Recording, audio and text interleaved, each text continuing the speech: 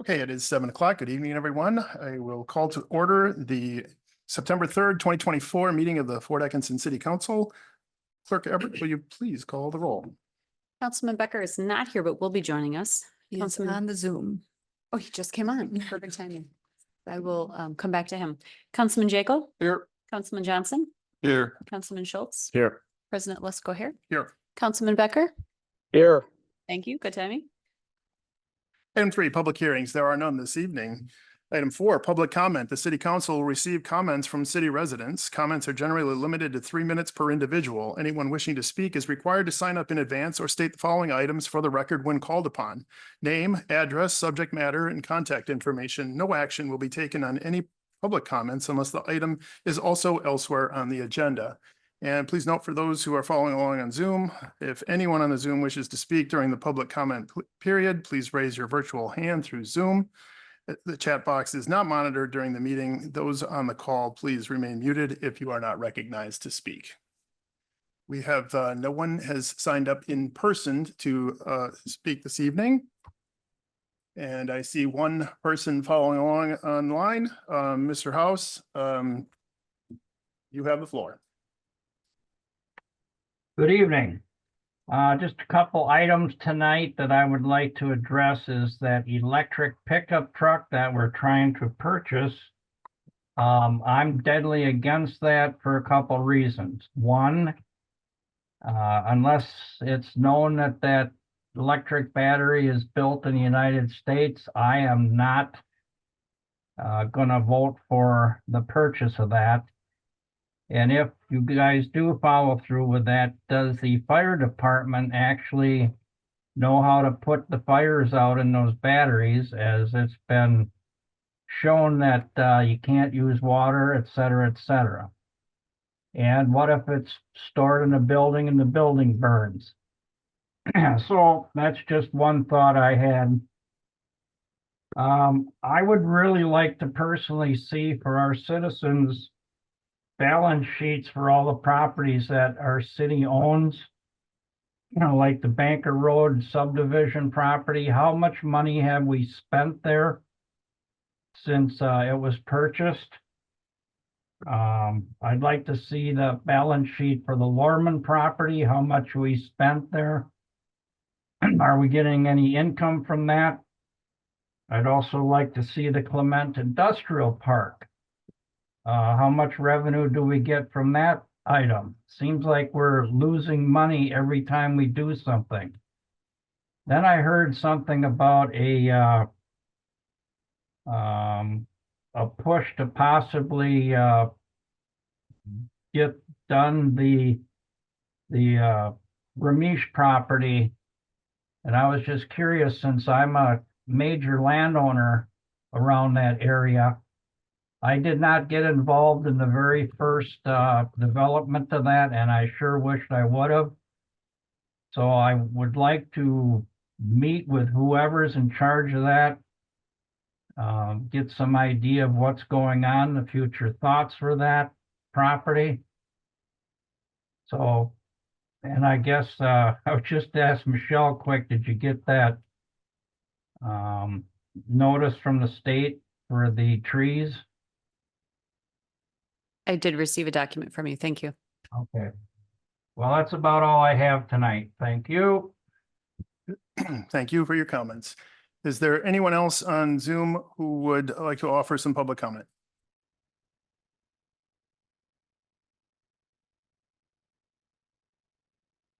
I don't hear or see anyone. The public comment is closed. Item 5, consent agenda. The consent agenda outlined below is hereby presented for action by the city council. Items may be removed from the consent agenda on the request of any one council member. Items not removed may be adopted by one action without debate. Removed items may be taken up either immediately after the consent agenda or placed later on the agenda at the discretion of the council president. I will just note one item quickly, that the clerk issued license and permit report was handed out hard copy and emailed immediately before the meeting. It was not in the packet, but that is available for the council. I move to approve the consent agenda as listed, items 5A through 5E. Second. A motion is second to approve the consent agenda. Any questions or discussion? Hearing none, motion is to approve the consent agenda as listed, items 5A through 5E. All those in favor, please signify by saying aye. Aye. Aye. Any opposed? Motion is approved. Petitions, requests, and communications, item 6A, review and possible action relating to a proclamation recognizing September as National Senior Center Month in the city of Fort Atkinson. Manager House. Thank you. National Senior Center Month is celebrated every year in September, and it's time to shine a light on senior centers, showing the entire nation how vital they are to the health and well-being of our community. And our Fort Atkinson Senior Center provides opportunities for social, nutritional, instructional, and leisure activities and opportunities for citizens. We have Chris Nye here, who is the director of the Senior Center, and will just give him a shout out that he was recently featured in the Fireside newsletter for his work with the Senior Center here. So the staff does recommend that the proclamation be approved. I would like to take a minute or two to read the proclamation. Whereas senior centers support a growing population of older adults in the city of Fort Atkinson by providing essential services such as food and nutrition, cultural and social activities, information and assistance, educational opportunities, celebratory events, health and wellness programs, and connection for isolated seniors. And whereas senior centers have evolved since their beginning in the 1940s through their inclusion in the Older Americans Act in 1973 and up to today. But the mission has remained to be the local trusted place in the community that connects people to the programs, services, and opportunities they need to age well. And whereas the Fort Atkinson Senior Center provides opportunities for social, nutritional, instructional, and leisure activities and opportunities for citizens. It offers fitness, craft classes, various groups, games, trips, health checks, social breakfasts, and more. And whereas the Fort Atkinson Senior Center hosts a monthly breakfast social with no cost to attend on the last Friday of the month, and on the third Thursday of the month, the center hosts health days to include blood pressure checks and foot care. Whereas celebrated every year in September, National Senior Center Month is a time to shine a light on senior centers, showing the entire nation how vital they are to the health and well-being of a community. They offer a place for older adults to discover their unique interests, talents, and aspirations. And now, therefore, I, David Lesko-Hare, City Council President of the City of Fort Atkinson, along with my council colleagues, do hereby recognize September as National Senior Center Month in the City of Fort Atkinson.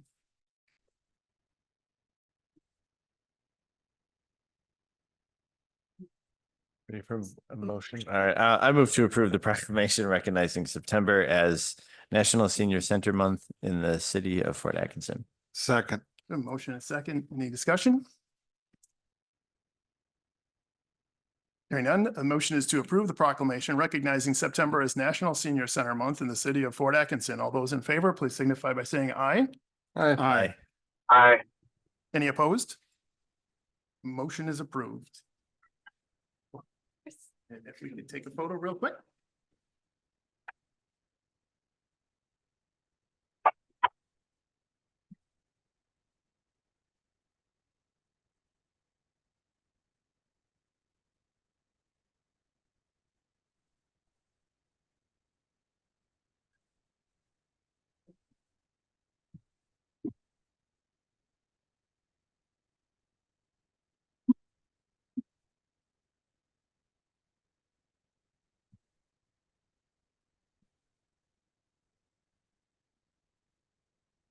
Item 7, resolutions and ordinance. So we have none this evening. Reports of officers, boards, and committees. Item 8A, City Manager's Report. Manager Hausman. Thank you. The museum recently hosted PBS Wisconsin as they recorded an episode of the University Place series. Professor Carol Pagel from Cleveland State University spoke on Lorraine Niedecker's biography and Pagel's research into her poetry. The event is available for view now on Facebook and will be available through PBS Wisconsin at a later date. The PBS crew were very impressed with the local response to the event, including both the size of the crowd and the age range. Merely noted that typically PBS has an older demographic, and there were lots of people of various ages at this event. So that was really great. We've been busy working with all the department directors on the 2025 operating and capital budgets and the 2026 through 2030 capital improvements plan. The Finance Committee will meet on September 10th to review the draft fee schedule, and the first draft of the budget document is set to be published prior to the October 9th City Council workshop. Staff continues to work on the design of the 2025 water main and road projects, as well as the South Main Street bike and pedestrian path project. Property owners who live along South Main Street from Rockwell to Hackbarth have received letters notifying them of the project, which is now planned for 2026. Jefferson County is hosting a clean sweep on September 13th and 14th at the City of Watertown Street Department. Registration is required, and there's more information on the city's website as well as Jefferson County's website. Staff at the wastewater treatment facility are holding an open house on Saturday, September 21st from 10 a.m. to 2 p.m. And this is at 1600 Farmco Lane. They'll provide tours of the newly renovated facility. The city council and the public are welcome to attend. The city is hiring. We are hiring a wastewater utility superintendent. As the council may recall, Paul Christensen is retiring at the end of the year. We are hiring a city engineer, public works crew person, police officer. So please visit the city's website if you have more, if any interest in any of those positions. And finally, the city's public schools are back in session starting tomorrow. So please watch for all of the extra pedestrians and bicyclists and additional motorists throughout the city. And that's all I have. Thank you. Thank you for the report. Item 8B, presentation of the summer reading program. We have Library Director Lippert with us this evening.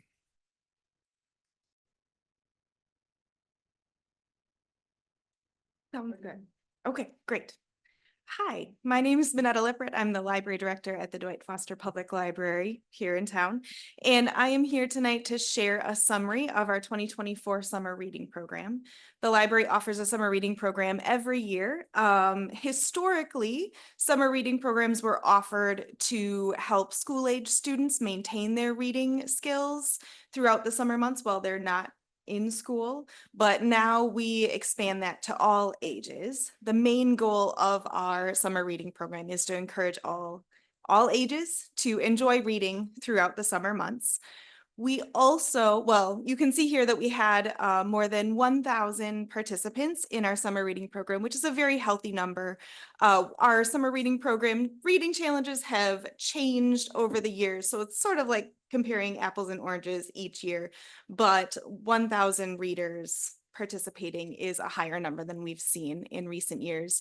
You can see that they logged more than 7,000 hours of reading and more than 3,000 books. We ask different ages to log different types. About 50% of our participants are kids, 20% adults, 20% teens, and about 10% are babies and toddlers. But we're really happy with our participation numbers. In addition to the reading challenges, we offer free events for all ages with the goal of providing educational and entertainment opportunities. Highlights for kids included story time in the park. We had a wonderful camping themed play area in the children's area. I myself enjoyed walking past it and seeing young children sitting in our little play tent that we had in the kids area reading to stuffies. It was just adorable and a very well-loved play area. We also had musicians. We had an animal program. For teens, we had a donut decorating program led by Papa Brunk from Papa Brunk's Bakery.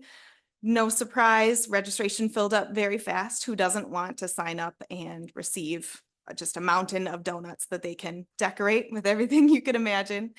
We also partnered with Sally Kaler, a local artist, to lead mono printing art workshops.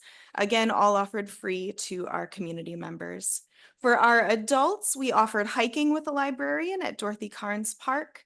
We offered cooking clubs, Tech Tuesdays. We had silent reading at Berry Park. I myself had the opportunity to lead one of our silent reading programs, and it was a wonderful opportunity to enjoy one of our city's beautiful parks, be near community members who also enjoy books, but also focus for an hour on quietly reading by myself. I have young kids. That doesn't ever happen at home. So this was my chance, and it was wonderful. In addition to our summer reading program, all of our library operations still continued like normal. So over the months of June and July, while we offered the summer reading program, we had more than 14,000 visitors at the library. We checked out almost 30,000 physical materials from the library, and we had 1,700 people log into our public computers. So we're offering the summer reading program in addition to all of our regular services. I'm happy to answer any questions anyone has about the summer reading program. I'd like to say welcome to our city and helping us make it work. Thank you.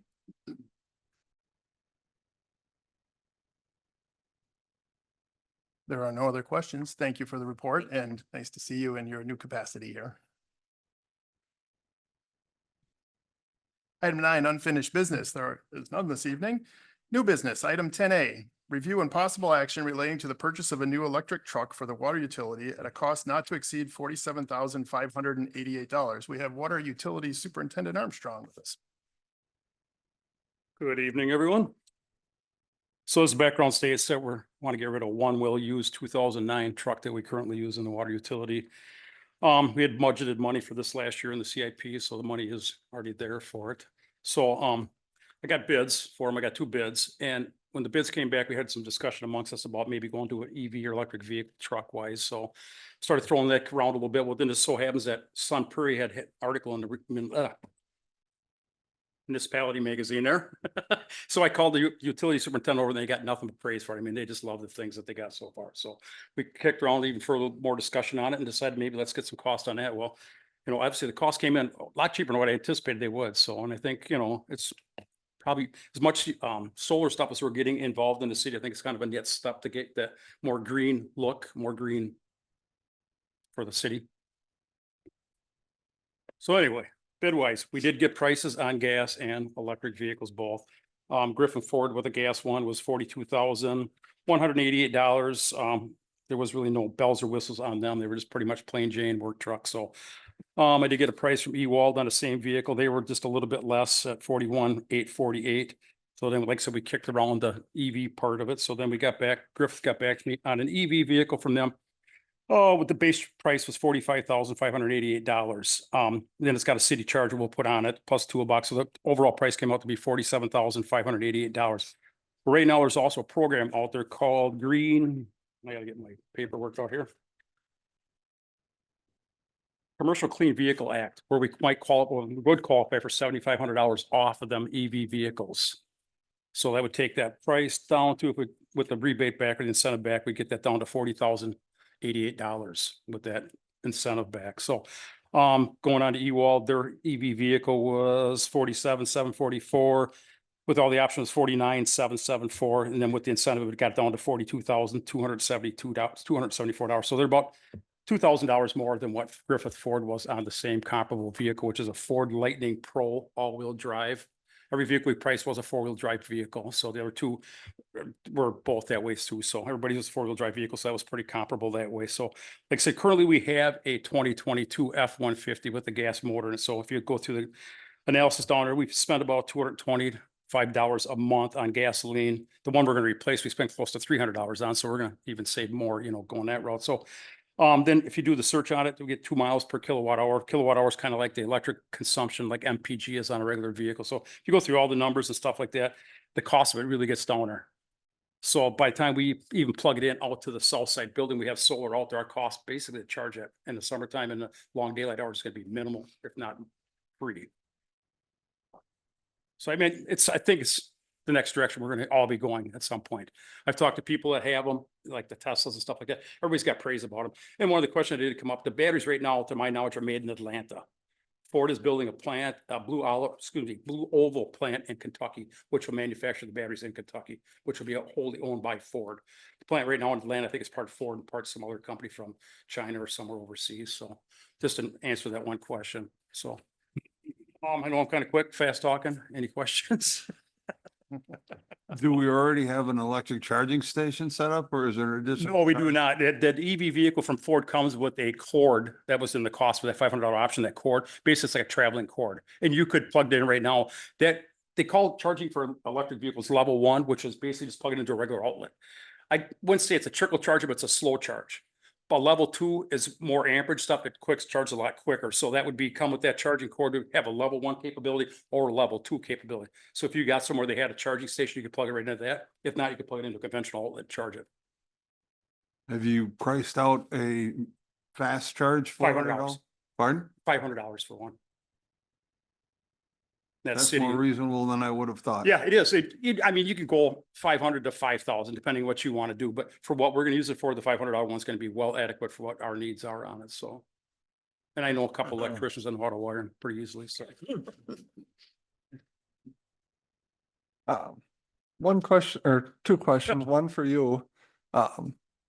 When you say the charging during the daylight, aren't we gonna be using the truck during Yeah, daylight but hours you mostly? or- typically, we park at like 3:30, so it's going to have, 3:30 till 7 o'clock at night, 8 Okay. o'clock at night, depending, to charge up. And based on the amount of miles we're going to run per day, it's probably going to take like an hour or two at most to charge it Okay, on the fast charge, if Okay. even that, so. And I don't even know if we'd have to charge every day, to be perfectly frank with you. Jeff, sorry to interrupt, but on that, do you know if we're net metered out at the water utility? In other words, doesn't matter how much energy we use, it just gets offset from what we produce? From what we do, yep, So exactly. Even if we do charge at Yep. night, and when we're producing during the day, they It's- essentially yes. subtract what we produce from the bill. During the daytime. okay. Okay. Um, But like I said, a gas vehicle in the wintertime, we're gonna consume way more gas. At the same time too, with the gas vehicles, we just same as electric, costs a little more to charge it in the winter because we wouldn't have that total net metering because of the snow and the darkness factor, but. and I've heard in the winter time they draw a lot more from There's running the just like- heaters And and that's why I kind of everything. made that comparison. It's kind of like, just like a gas vehicle. You're gonna use more gas in the wintertime, you're gonna use more electricity in the wintertime. That 2 kW might go down to 1.89, depending on what you do, around what the cold is too. I mean, how much the heater's running. So Okay, there's all factors into it. And this last week, it was the first time I ever seen a Ford Lightning this far south from Minnesota. So, okay, I mean, it's probably gotta be 200 miles back anyway. So it's I get raced the guy kind of on the interstate. And I'll tell you what, they do get up and go a little bit.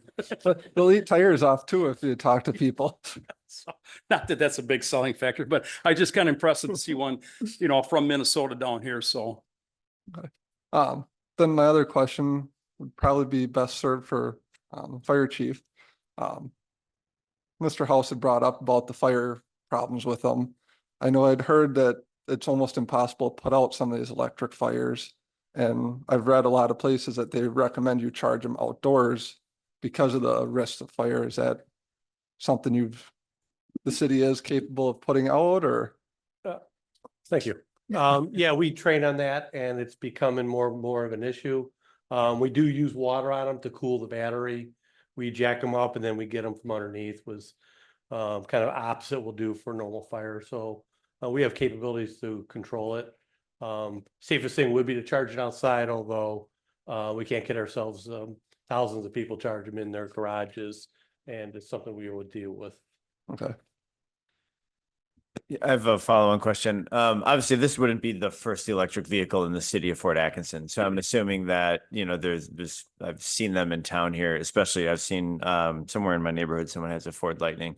Have you had to deal with many actual EV vehicle fires in the city of Fort Atkinson? Actually, not in the city, I haven't yet. In other places we have, and that including accident scenes. So we're trained on how to disable them. Okay. And get in there and render them safe for the victims and our responders. And it's an evolving industry and evolving tactics for it. One of the things that's coming down is actually blankets that we purchase that we cover the entire vehicle in basically a fire blanket. So that'll be something we'll be looking at in a few years once those kind of come down in price a little bit. I did do some research on that too. I mean, Ford, that Lightning is relatively few mishaps that way. Yeah, I mean, that's, What model year would this be? be 2024. Okay, good. So the Ford Lightning launched in 2022. According to online, and granted, this is how good you can trust the information that comes online, but the battery is produced in Ypsilanti, and I probably pronounced it wrong, Michigan. So granted, components may come from elsewhere, but I think that's probably true for most other vehicles and components coming from anywhere globally. Yeah, the warranty on this, like I said, it's got the 3 year, 36,000 miles on all the other components, but the batteries and the drive motors got a 8 year, 100,000 mile warranty on it. And some of the articles I did read on it, they said that the vehicle will probably be wore out long before the batteries are, bad. So it'll be at its life end before that probably ever happens. So, with proper maintenance, like anything else, you take care of it, it's gonna last a lot longer too, so. We're not going to get 15 years out of it like the last truck. I'd like to say not, Kyle. Do you have a comparison between the carbon imprint of disposing of the battery versus? I did not using do that, gas? Bruce. I probably should have, but I did not do it. I apologize. Sometimes my understanding on most of them, I spend my whole day working on Yeah. cars for the last 40 years, that sometimes the carbon imprint of disposing of a battery outclasses all the savings in carbon from the exhaust. But at the same, I thought they were kind of recyclable at the same time too, from a little bit I did do on them. So, I mean, they do have a recycle value to them. But I also realize it's part of the future. Yeah. And to stick our toe in that pool and see how it works is probably not dumb. Like I said, we're kind of stepping that way in with all the solar energy. We already have the fire station that's solar on the south side. Water utility has it. Wastewater is going to do a great big PV array down there. So, I mean, That was just a question I No, wanted to. like I said, know I- if we'd done that. I wish I had the answer to it. I don't, but Okay. Thank you. And based on the analysis that you provided in the packet, this does appear to be, even though, we're not doing this just because it's an EV vehicle. It's we're also tends to saving be money. Exactly. yeah, it's green from a financial aspect. Exactly. so, Yeah. Okay. Yeah, like I said, you take that KWH and like the MPG and do the math on it. I kind of did a little analysis there. I mean, we're going to save what, $20-some $100 a year just on that one vehicle. So doesn't sound like a lot, but it adds up in the end too. So, and that's if gas prices, this is based on what we got now. Gas, we don't know what's going to do. It's just such a volatile market lately. Yeah. 1 week it's 3.15, next week it's 4.15. Based on the information we have today, this Yeah. does appear to be the right financial Exactly, choice for the yes. city. Okay. I hope that was. No, pretty well the laid out information in there, the I hope. packet, the information in the packet was very informative, so appreciate that. Unless there's any other comments, I'd like to move to approve the purchase of an EV Ford F-150 Lightning truck with charger and toolbox installation from Griffin Ford Atkinson at a cost not to exceed $47,588 with water utility funds identified in the 2024 CIP, and further direct staff to pursue the $7,500 federal incentive for the vehicle. Second. We have a motion and a second. Any further discussion? I would like to start by I appreciate the fact that you got multiple quotes on both types of vehicles. It's nice to do Yeah, side by side comparison of That those I should probably options. brought this up sooner, but that state program, they do not offer anything on Chevys. There's nothing, a state program on Chevy at all. Chevy does not participate in any of that. Ford is the only one right now that participates in that state pricing. Which I'm not sure why, but nobody seemed to know either, so. I appreciate the discussion. I just wanted to jump in, and I am on my way back to Ford. I'll actually be there in person in just a couple minutes, but appreciate the discussion, and I thought Jeff and his team gave a very good rationale. And I kind of wanted to echo Councilman Johnson's comment that, I think this is a relatively low risk way that the city can kind of dip the toe in the water with this type of vehicle, so to speak. And it's got a 3-year warranty, and if we try it and if for some reason it just isn't a great fit for the department, I would bet that trade-in value on that truck is still going to be pretty high. So I'm in favor of going through with this. And I want to just say my appreciation of your diligence in getting us the best price going. Yeah. I've always been impressed with that with our department heads. We've got to thank the dealerships too. They do go out a lot on the limb too and look at this stuff and help give us the best cost too. So, and I kind of appreciate the fact too that Griffith was cheaper, kind of keeping it right here in town at the same time. So. Any further discussion?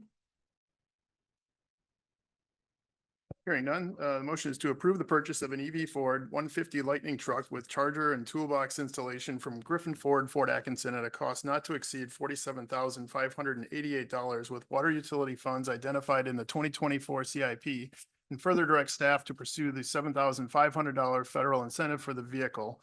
All those in favor, please signify by saying aye. Aye. Aye. Aye. Any opposed? Aye. Motion is approved. Thank you.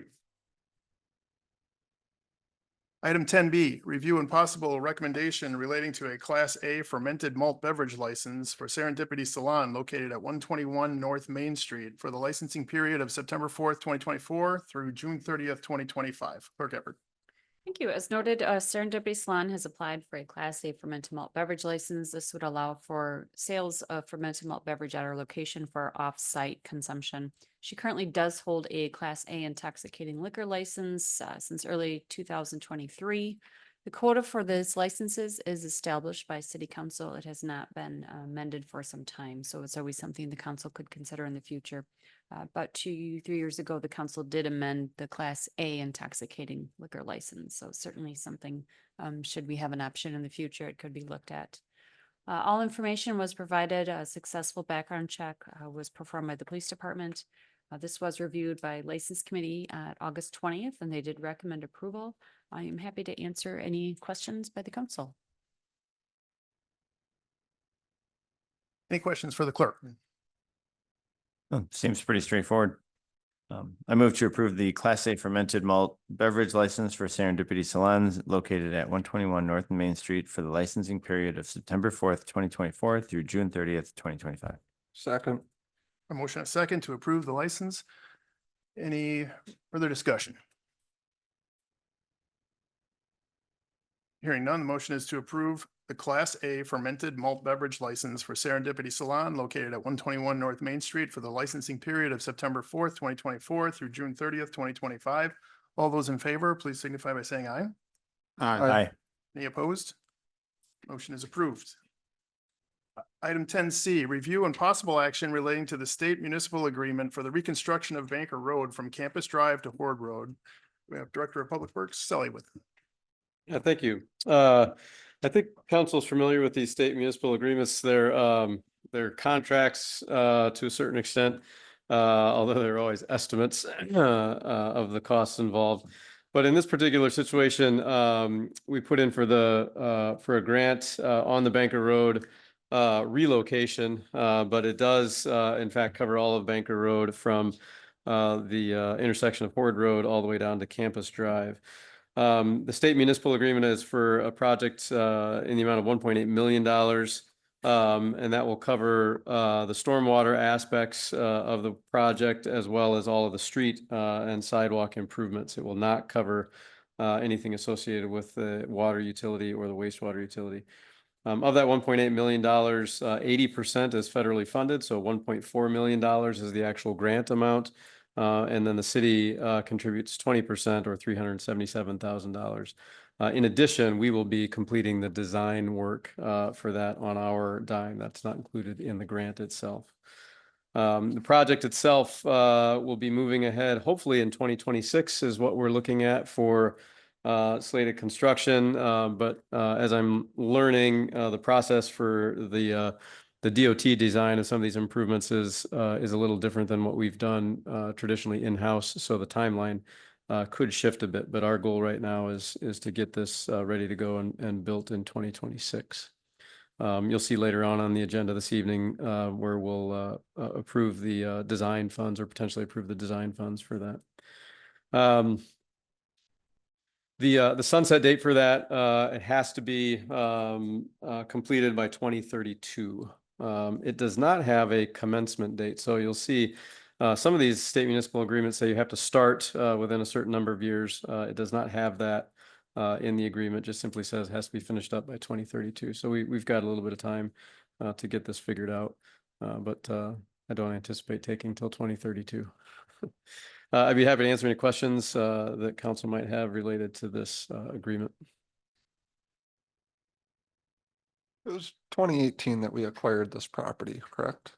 Oof, you're in the I think it ballpark. was 2019. Was it? 2019, Okay. Does this part have to go off first before they can start breaking ground? It does not. The work that we've done in design initially included Banker Road. If council will remember when we approved the design for some of the development improvements out there, Trillium Drive, Hawthorne Drive, it included Banker Road. When we were awarded this grant, we applied for it back in October of last year.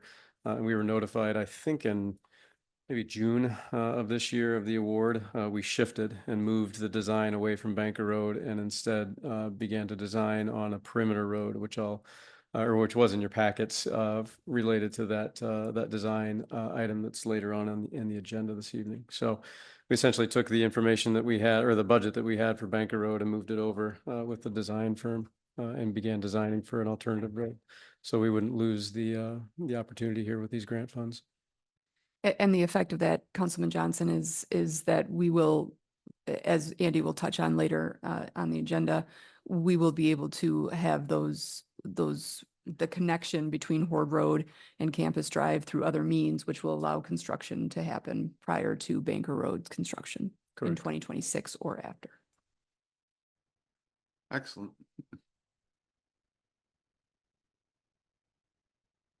Any other questions for Director Selly?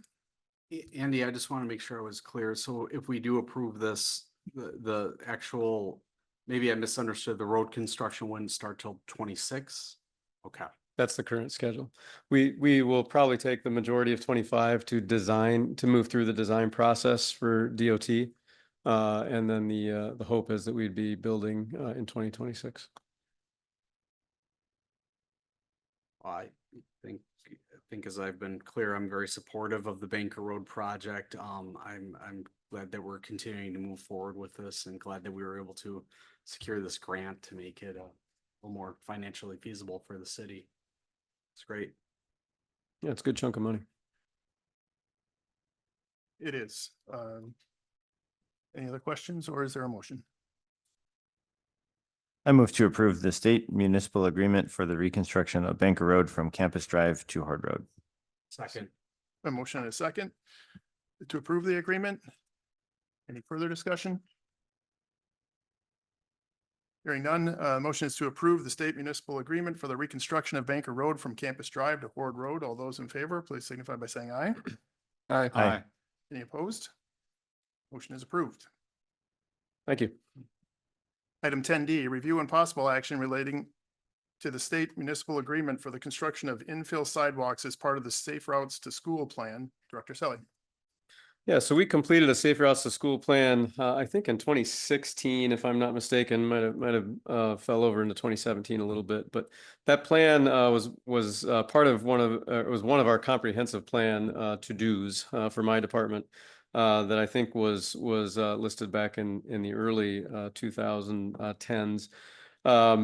In accomplishing this, it qualifies us for a pot of money called Transportation Alternatives Program, TAP money, and we've received a grant from that fund already for the South Main Street pedestrian path that is currently under design as we speak. This particular grant that we applied for was for infill sidewalk throughout the city that was really focused around the city's schools. And this both our public and our private schools within the city, and trying to essentially make those areas around that concentration of children a little more accessible. The grant was funded in the amount of the total project cost is estimated at $2.1 million. The feds will be paying $1.7 million of that 80%, and we will be contributing 20% or $437,000. Which is a pretty impressive leveraging of funds, frankly, from the city side of things. This state municipal agreement does include a commencement date. So it says you have to commence the project within 4 years. I have seen that before, and commencement is essentially any aspect of design or construction just has to be begun within that 4-year period. So that would be 2028. And then we have until 2030 to actually complete the project. So a slightly shorter timeline than the previous state municipal agreement. I will note that a chunk of this money, I think it was around $300,000 or so, is going to be funded by the school district of Fort Atkinson, one of the main infill areas was around the perimeter of the high school, which if any of you have been out in that area, the road between the athletic facilities and the high school has no pedestrian facilities at all. So we've been in contact with the school districts about the design timing of their improvements out there as well, but they will be paying for their portion of that, both the receiving the 80% for that and paying the 20% that would be the owner's portion of the grant. So it should be a really a good project. I suspect as we get into the neighborhoods, we're going to hear folks coming in with frustrations with sidewalk infill where there never was sidewalk before. We've seen that a bit with some of our work we've done over the last couple of years, Clout Street being the most recent one. And generally speaking, what I've seen in my tenure here is although the frustration is on the front end, on the back end, we do not hear a whole lot about it. And generally it's either accepted or used by those. So I think it's a little bit of a change thing.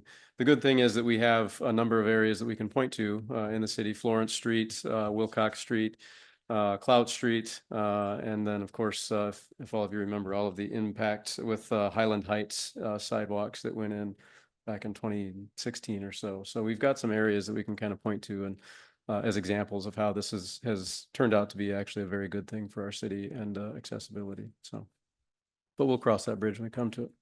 I'd be happy to answer any questions that council might have related to this.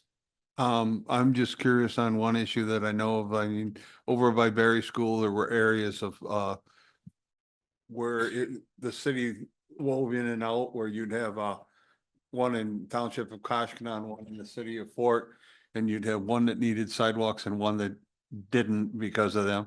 Is there any ability to work together and make this go for both and just put the sidewalk in for little kids to walk to school? Yeah, we'll make sure. We've worked pretty hard building the relationship there that we need to with the town of Koshkonong leadership.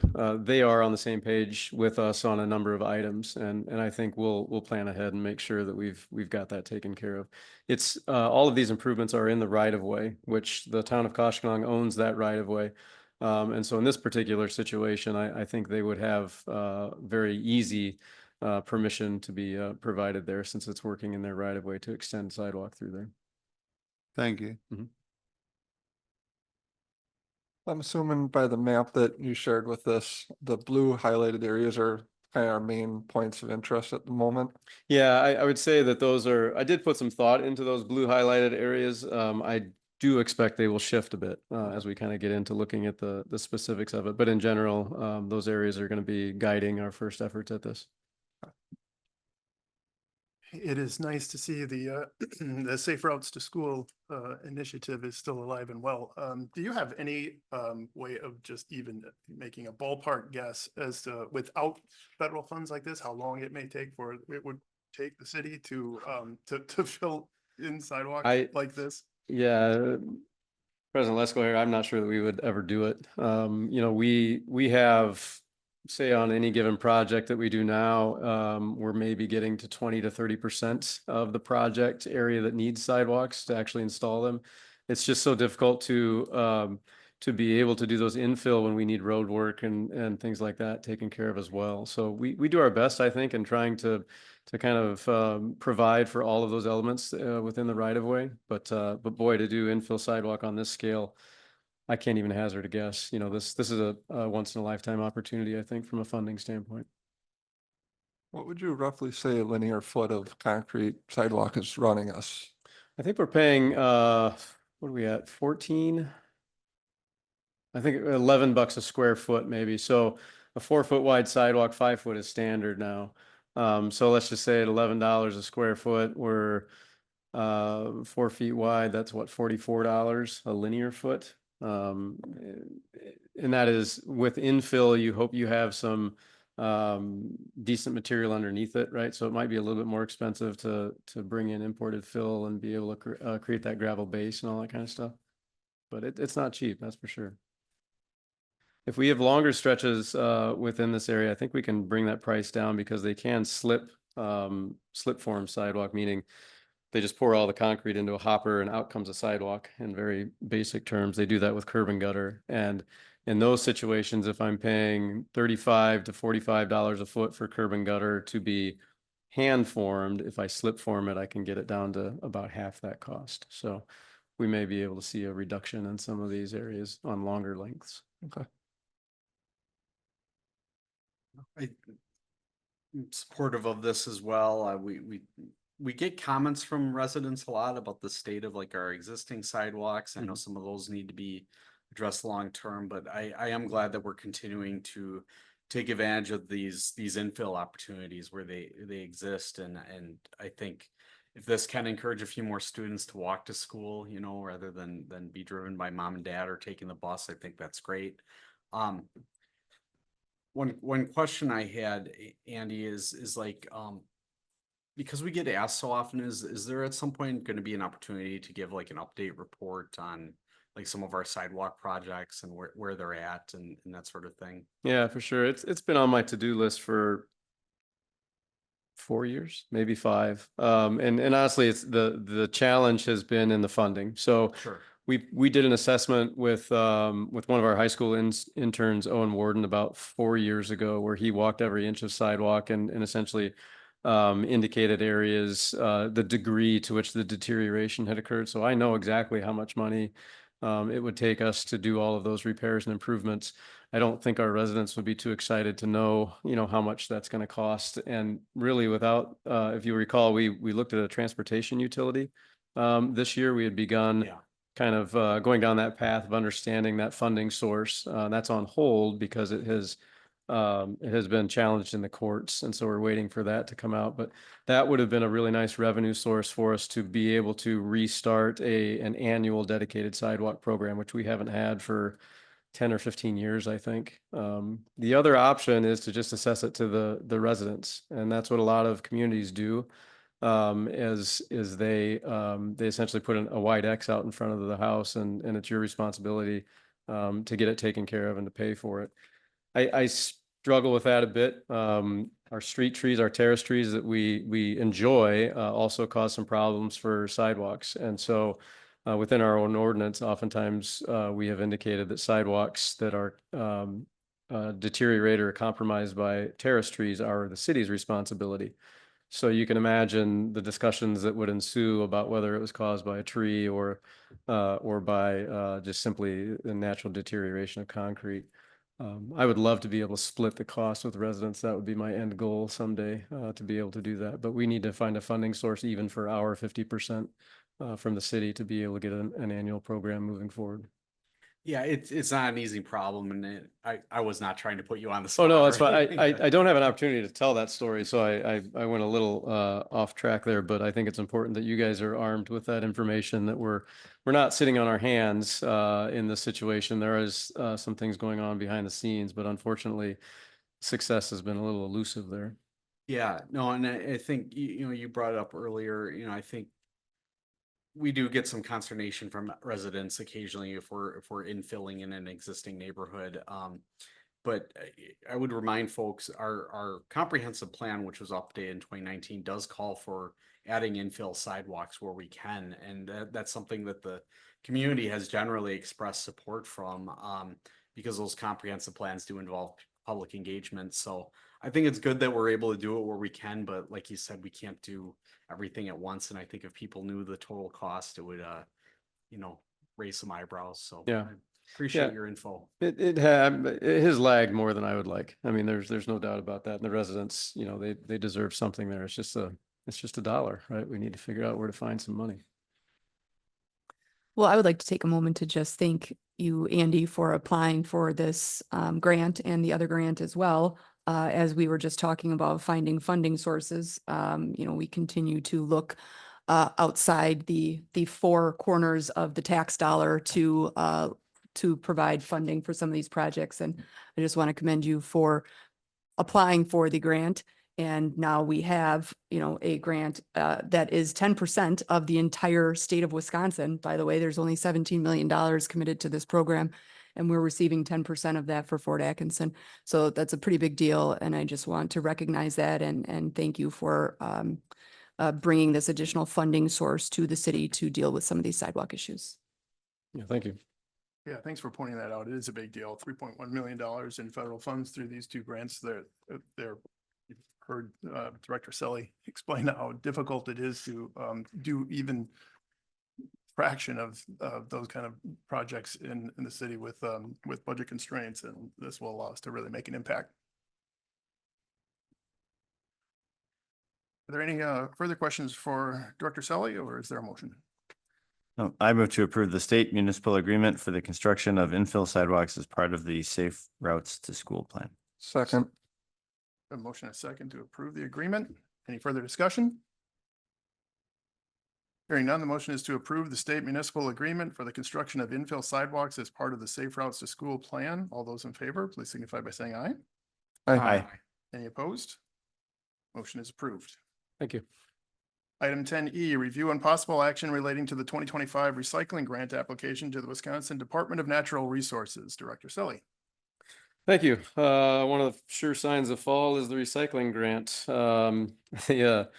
The amount that we spend on recycling is reported back to the state of Wisconsin, and in so doing qualifies us for receiving a grant that I think is paid out to us in March once we've completed some reporting back to them.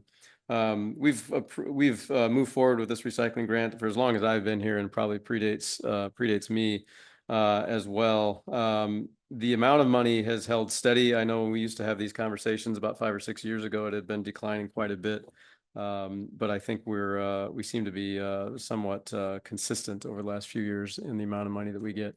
Certainly doesn't cover all of our recycling, but it is a good effort, I guess, from the state in terms of allowing them to participate in some of the costs. I'd be happy to answer any questions that council might have related to this issue. Yeah, in previous years, this grant, I believe it was this grant, was tied to the amount of like average poundage per household. And I recall a couple of years ago, we were trending downwards, almost at a risk of not being eligible for this grant. Did you have any information? Like, I think that was the pandemic year, if I'm not mistaken. So when we report back out on this, we have to have, I think it's 140 tons per capita or 140 pounds per capita. I know the 140 is right. I don't know the units after that, but we did get really close to not hitting that number. You know, we were at like 141 or whatever. If we drop below that amount of recycling, then we are not eligible for the grant. And if I remember correctly, I think that's what we attribute it to, was just sort of a blip, you know, from the pandemic at the time, because we've returned to a more comfortable position on that. I know with the last round that we reported on. So, yeah, in a previous council meeting, I think we had a representative from, I can't think of the DNR? No, the recycling company. Oh yeah, we did. It's been a few years, but now it's Green for Life. Yeah, Green for Life. Thank you very much. One of the things I gained from that is what we put in the recycling bin for a recyclable product does get recycled. There had been some stories that had come out saying it just gets shipped to some other country and then dumped. But what we do recycle does get recycled. And I'm not going to take any sort of credit for this, but for my neighbors who do drink beer, I said, drink out of glass bottles because it wastes more than I. But I'm not going to take any credit for staying above that threshold to be eligible for the grants, but fill them up with water before you throw them away. I'd like to move to approve the 2025 recycling grant application to the Wisconsin Department of Natural Resources. Second. We have a motion, a second to approve the application. Any further discussion or questions for Director Selly? Hearing none, motion is to approve the 2025 recycling grant application to the Wisconsin Department of Natural Resources. All those in favor, please signify by saying aye. Aye. Any opposed? Motion is approved. Thank you. Item 10F, review and possible action on a design contract addendum for the Banker Road Development Infrastructure Design. Director Selly. Thank you. So this is what I was alluding to earlier. We put this out to bid in December of last year, the design of the Banker Road improvements, and that was for Banker Road, Hawthorne Drive, and Trillium Drive, those 3 roads. As council might recall, I think we received 4 or 5 bids. It was in the packet. Our low bidder was Ryan Quam with Quam Engineering at $95,000. The next lowest bidder was $195,000 on that design. And I think a bit of that, as I've worked with Ryan Quam and his group over the last few months on this design, a bit of that price was because he had such an extensive experience in the area. And also he's a fairly efficient shop. This is the first design that we've done with him. As such, when we received the grant funding for Banker Road, I asked him to shift his resources over to the design of what we're calling Road A, or Perimeter Road. It is yet to be named, but it kind of moves along the outside of the property. I included a map in your packet there. It's highlighted in yellow. So that's what will be included in the bid package that we are preparing now. And hopefully we'll get out to bid maybe as soon as this week. We'll see what tomorrow brings. But that would be for Trillium Drive, Hawthorne Drive, and that Perimeter Road. So when now that we have signed on officially for the state municipal agreement, the design of Banker Road, as you know, will have to follow a WSDOT process. Neither Mr. Quam nor myself are well versed in that. So I asked him to give us an estimate for what that might look like. There's a few extra steps in it, and that's what you have before you this evening, at $107,000 added to his contract. I will note we did a competitive bid process for this in December. So the addition of this contract at $107,000 is one that I support, and we have as a council, I guess, given this a fair shake among, I think it was 4 or 5 firms that proposed on this when we did it in December. I checked with the DOT and asked if that process would qualify us to be able to use these funds, because this does include design funds for Banker Road, and they said it does. It does qualify us for that. So we're thumbs up as far as the process we followed in December with both the DOT and our internal protocols, which require us to go out and get multiple bids for work. So the second thing I want to mention is because that design process is a bit foreign to us, I would not be surprised if we come back and say that 107,000 was not enough. I would also not be surprised to come back and only spend 80,000 of this. So I just want to make council aware of that. If you see me back up here again saying, hey, we've got a couple of extra steps in this we didn't anticipate, and may need some more funding. Unfortunately, you won't see me if we don't spend the $107,000 on it. But it could go that direction as well. So with that, I'd be happy to take any questions that you might have. I assume that 107 would include underground infrastructure. It does. Through all that road. It is the design of everything below ground and above ground that we would normally put through for a new development.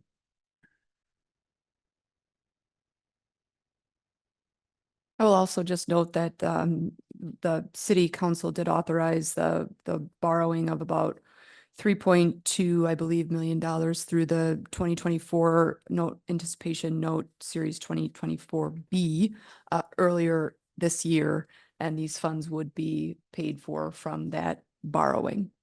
And then the source of revenue to repay that borrowing is TID number 9.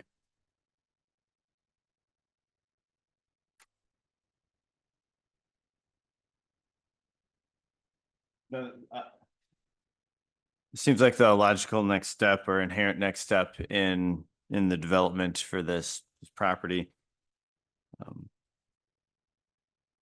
And I guess a question I'd have, maybe just to get it out in the open, but once this is designed and eventually built, that will allow development to begin happening. Because it's the residential properties in this development that will start generating the tax revenue.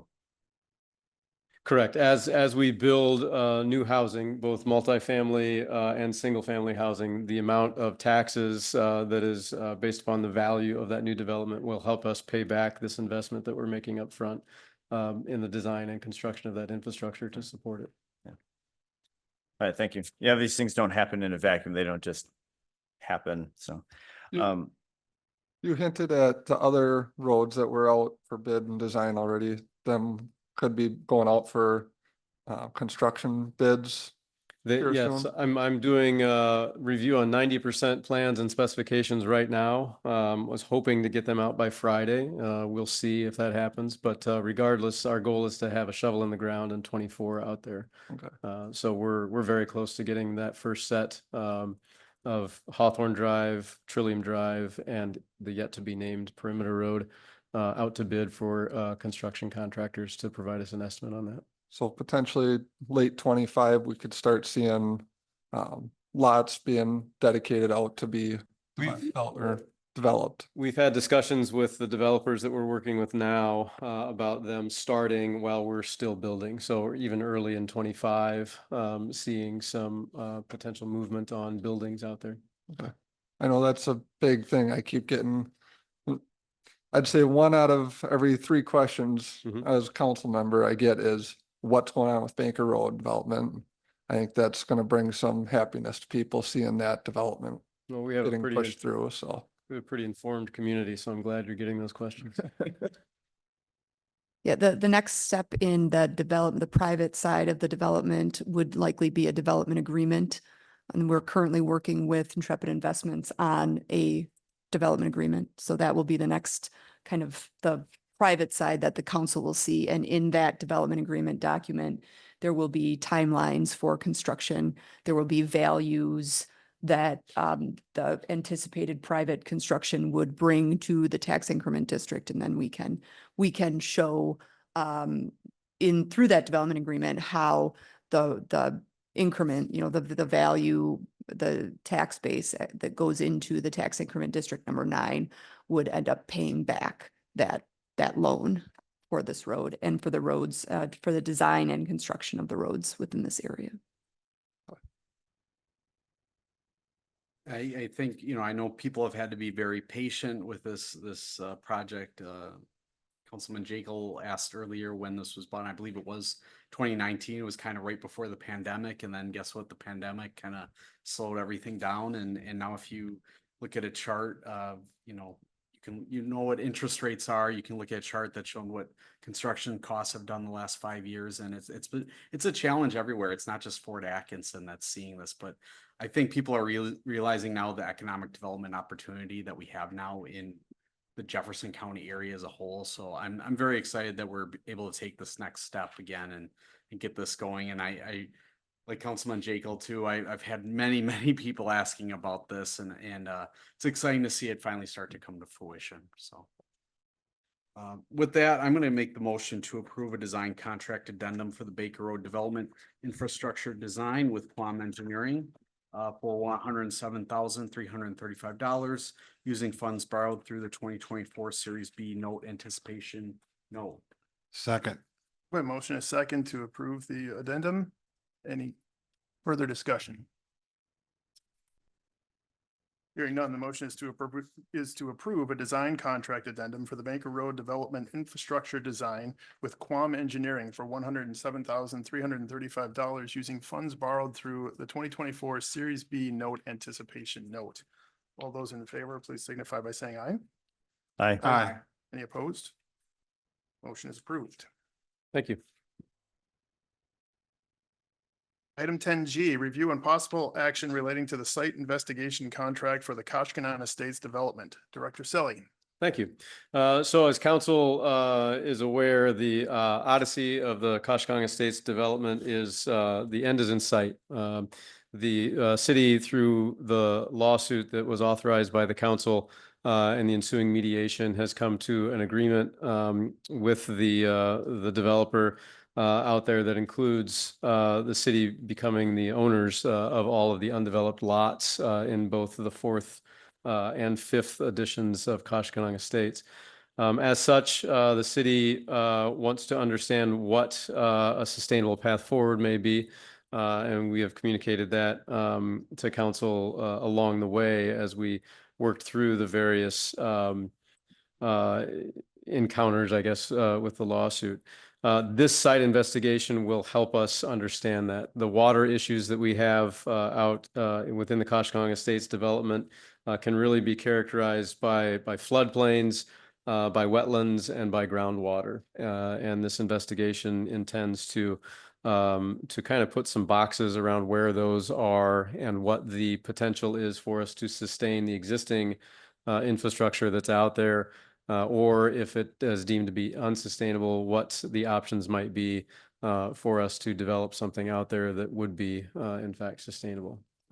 So I put I put the request for proposals out to 3 firms. All 3 returned a bid to us. I think you'll notice within the proposals that were included, one firm was just off the charts a bit with respect to the approach that they were going to take, and I do understand why. They did have some pretty heavy hitters in there with respect to groundwater geology and things of that nature. Grafe and Ruckert Milky, both of those firms have worked here within the past and were kind of more along the lines of what we were expecting in terms of the both the cost and the approach to this work. We've provided quite a bit of work to Ruckert and Milky, and I felt that the cost difference there of about $3,000 was not significant enough. We want to try to keep our consultants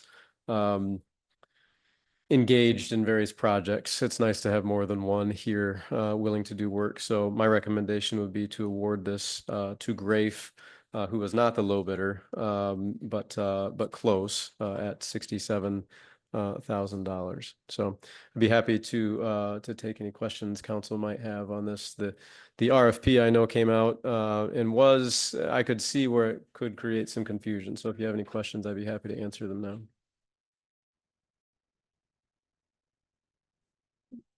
Are you confident that we have ample time to complete that yet this year? Is it just a matter of getting it done before before it freezes? The wetland delineation does have a timeline on it. I think it's November the 1st, and that shouldn't take long. We can get that done this year. The other 2 elements of it, which were geotech investigation, the floodplain delineation, have no time constraints seasonally. Andy, my biggest concern was with Graves. They listed out, the phase 1, phase 1A and phase 2. 1A and 2, they're saying aren't included in the current fee estimate. To me, it seemed reading through that we were actually getting more out of Ruckert than Grafe for that. Yeah, the 1A was the stormwater work on there, I think it was, correct? Where they were saying that they would take a look at the stormwater infrastructure that's out there, both the below ground and the basins, was designed back in the early 2000s, I believe. And I think what Grafe was indicating was that there may be an opportunity to better assess that situation, and they could do it when they were out in the field. I didn't necessarily ask for that. It may be something that we want to take advantage of later on when we decide exactly what this is going to look like in the future, but was not something that I was interested in with their proposal.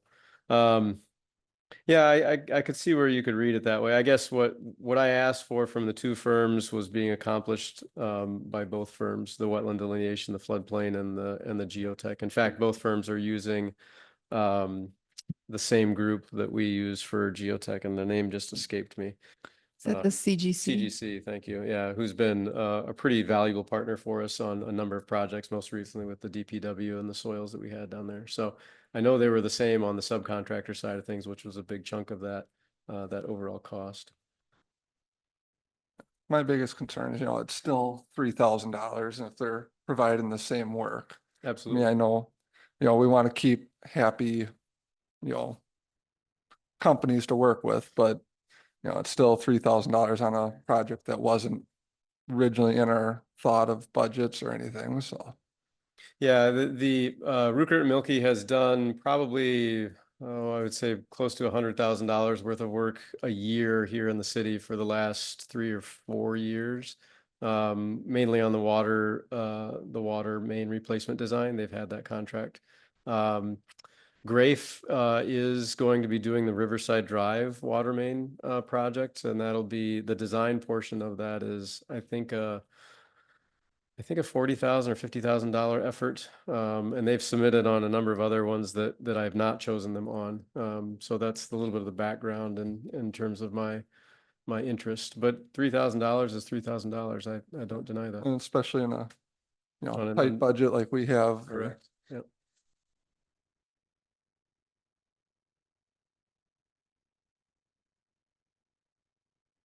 Any other questions for Director Selly? I do. This kind of aligns with his question.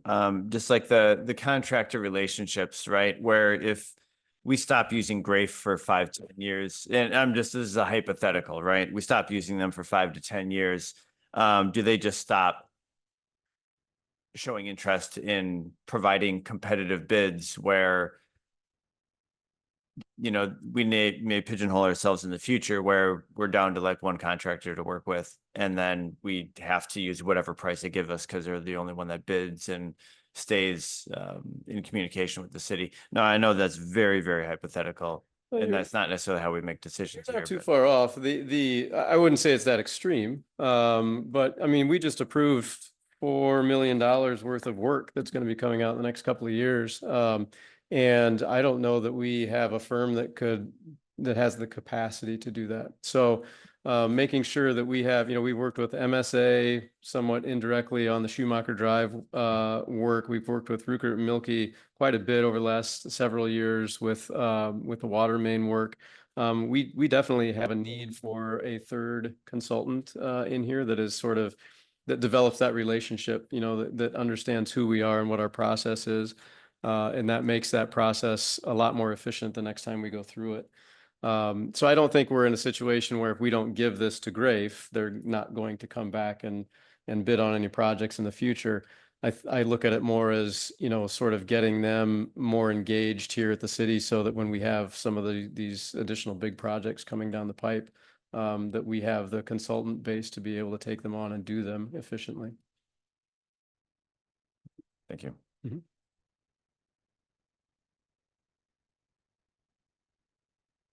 I'm comfortable with this and the recommendation you gave, and I understand the rationale. And I mean, I think I'm familiar with both of these firms. They're both high quality. I think they have great reputations and do great work.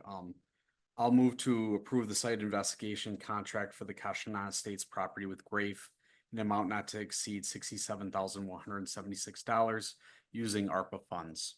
Second. We have a motion and a second to approve the contract. Any further discussion?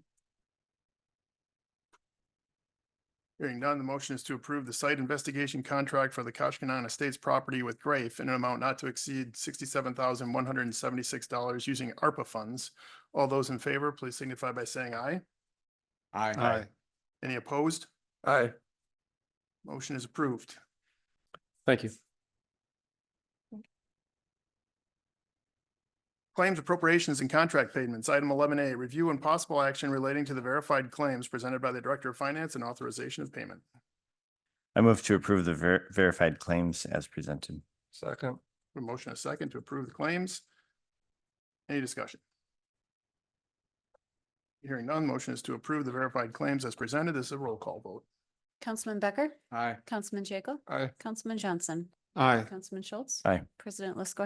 Aye. Motion is approved unanimously. Closed session, item 12A, the city council may consider a motion to convene in closed session pursuant to state statute 19.851E to deliberate or negotiate the purchasing of public properties where competitive or bargaining purposes require a closed session. I move to convene in closed session pursuant to state statute 19.851E to deliberate or negotiate the purchasing of public properties where competitive or bargaining purposes require a closed session. Second. A motion, a second to go into closed session. Any discussion? We are not going to be returning back into open session. We do not intend to. Correct. All right. Thank you. Any other discussion? Hearing none, motion is to convene in closed session pursuant to state statute 19.851 to deliberate or negotiate the purchasing of public properties where competitive or bargaining purposes require a closed session. All those in favor, please signify by saying aye. Aye. Any opposed? We're in closed session. Thank you all.